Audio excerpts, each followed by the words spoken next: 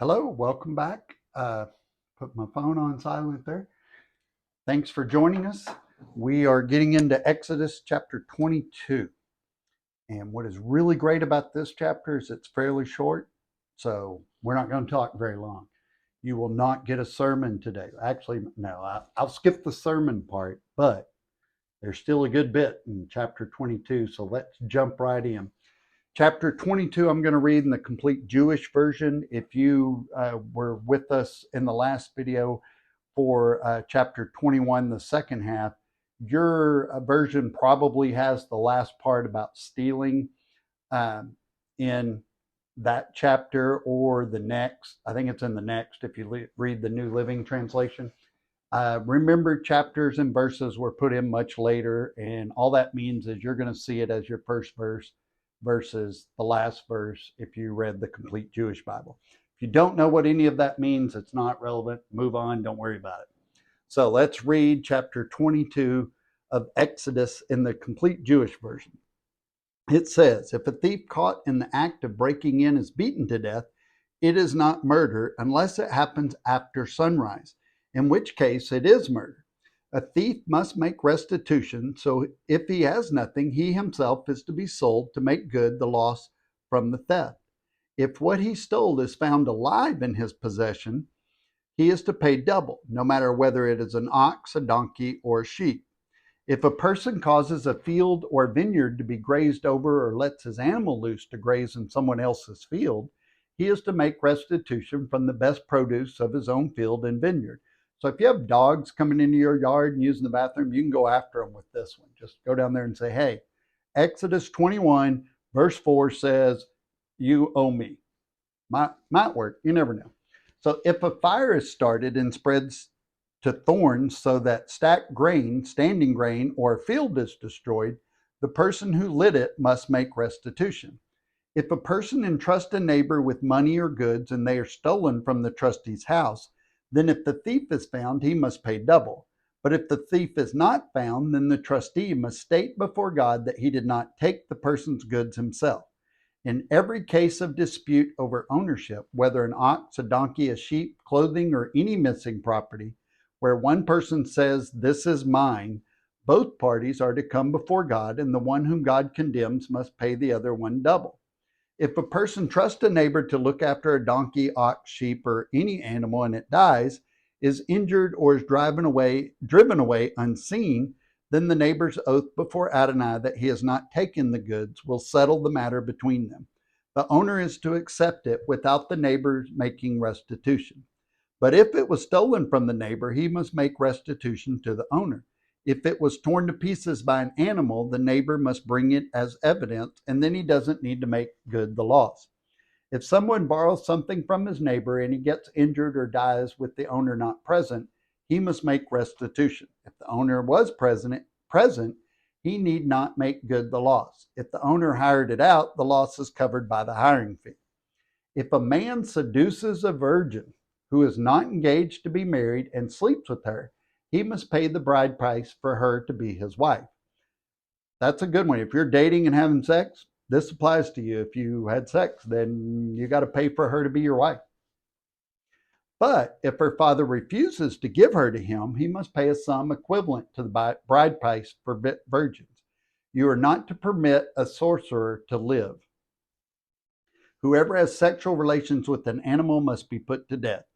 Anyone who sacrifices to any other god other than Adonai alone is to be completely destroyed.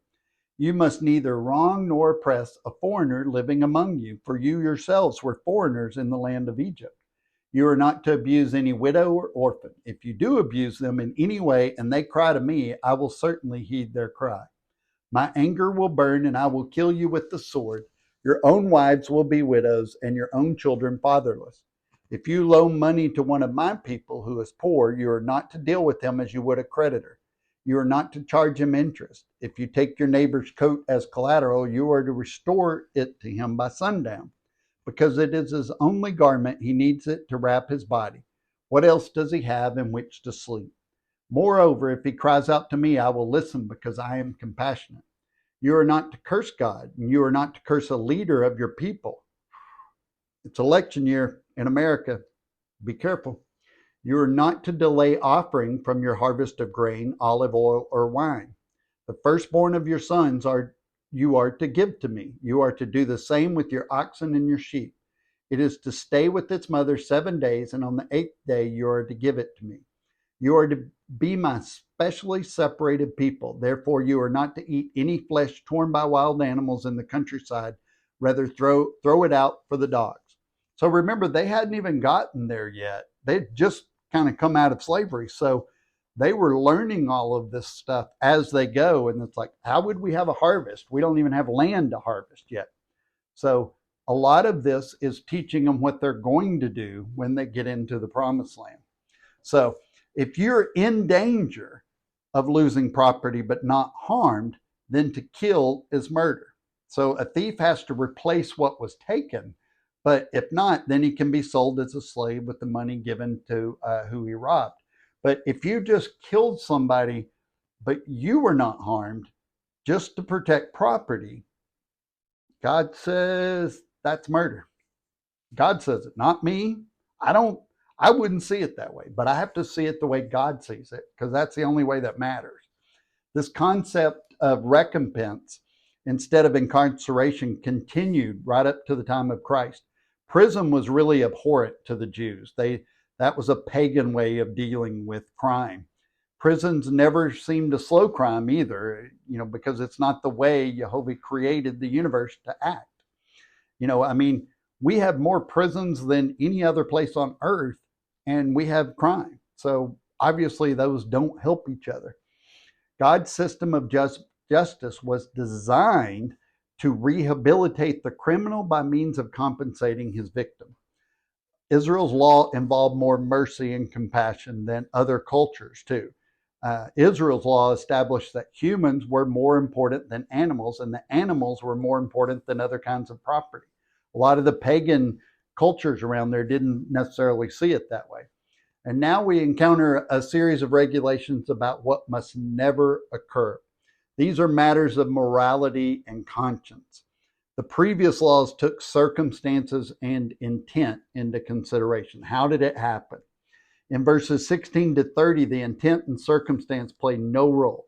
God says it, this is the penalty, period. It doesn't matter why. Sacrifice was really at the heart of idolatry too. And that's why he's so against us worshiping to other idols, because sacrificing one of God's animals for a false god didn't sit well with him. He was not okay with that. The Israelites were looking for loopholes and to the rule against idolatry too. Some Israelites would sacrifice to a pagan god and say, I'm not worshiping, I'm just offering an animal sacrifice. That's it. But God says worship and sacrifice are the same, basically, that you can't sacrifice to a false god and not call it worship.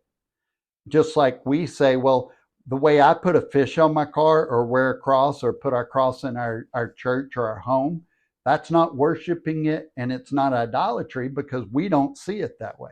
God says the only thing that matters is how he sees it. Doesn't matter how we see it. There are some things he says no to, no matter what.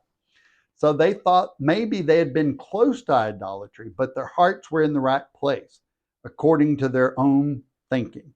That's why it says don't rely on your own understanding. What we see as good or bad is not necessarily what God sees. And the only one that matters is God. So God said it was idolatry and eventually killed thousands of Israelites for it and exiled the rest. So somehow in America, we think this will never happen to us, but God says it will at some point. The point is to not take the basics away from a helpless person for a loan. That's why you're supposed to give their coat back if they gave it to you for collateral. Compassion and mercy are the foundational issues that God's really laying out here. This applies to Hebrews lending to other Hebrews.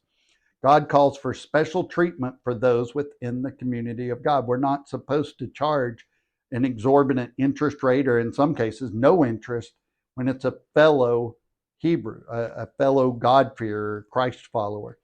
As members of God's set-apart people, we're not to humiliate him, to try him by being a bum, to make him look bad by our behavior or our character. Because remember, if he's our Father in heaven and he says, hey, if somebody's a bum, they're not really doing anything and they're embarrassing, put them to death. I don't want that. It says not to curse a leader of your people. No one is to swear a curse against the leader, either in the sense of something magical or wishing evil or harm or swearing at them in anger. So if you're a Christ follower and you're in the current system of America's elections, you may feel one way or the other about, we have a former president and a current president running for the office right now. So really cursing either one of them is the same thing. And God says he's not okay with it. So basically, don't embarrass the Lord by your behavior and not put a curse on your tribal leader is basically what he's saying. Now, we would justify it and say, but in America, we have free speech and we have this. Yeah, sure. God says don't do it, and America says do it. So which one are you going to listen to? That's essentially what God's saying is, you can follow the rules that the world sets up, or you can follow my rules. But if you're going to serve me and worship me and be one of mine, you better follow my rules. And that's chapter 22. Much shorter. I hope you get on with your day and study more later, dig into this, send me a comment, ask me a question. Any way I can help you learn the Bible. That's the goal. So God bless. Love God, love people, and change the world.